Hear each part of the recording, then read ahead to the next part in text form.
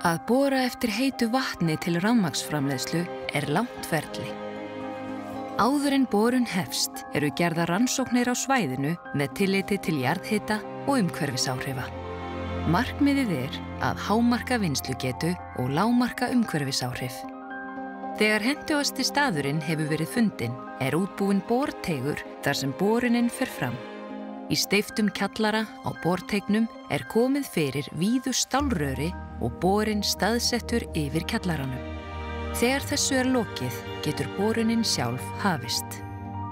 Borunin fer fram í nokkrum áföngum.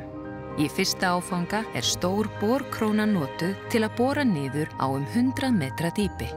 Til að kæla borinn og skóla upp borsvarfi sem myndast við borunina leðju úr vatni og leir dælt niður hóluna.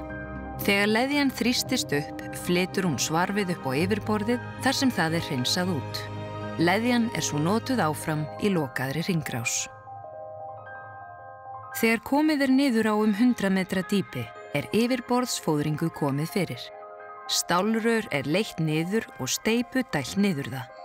Steypan þrýstist upp milli rörsins og jarðlagana umhverfis hóluna og myndar þannig ásamt rörinu yfirborðsfóðringuna sem einangrar borhóluna frá grunnvatni og hruni úr jarðlögum.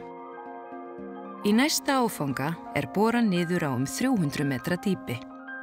Nú notuð minni borkróna en í fyrsta áfanga og að borun lokinni öryggisfóðringu komið fyrir líkt og áður. Því næst enn smærri króna notuð til að bora 30 til 100 metra til viðbótar niður úr öryggisfóðringunni.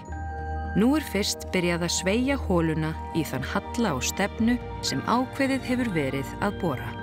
Þetta kallað stefnuborun.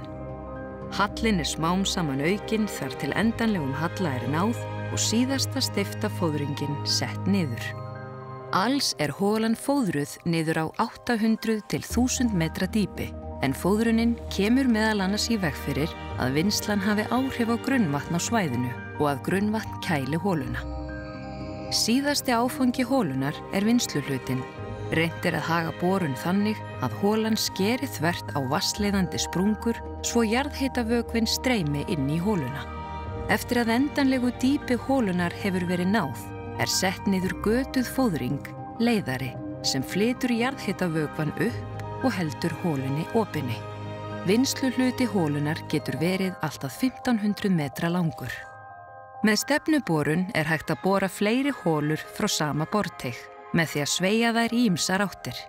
Þetta minnkar umhverfisáhrif verulega því hver ný hola stækkar borteiginn aðeins 20% en ekki þörf á nýjum borteig. Þegar borun lokið borholuhúsi og hljóðdefi komið fyrir á holutoppi. Jarðhitavökvinn streymir nú upp holuna og að virkjuninni lögn sem liggur frá holutoppnum. Nú loks hægt að nota jarðhitavökvann til að framleiða rafmagn.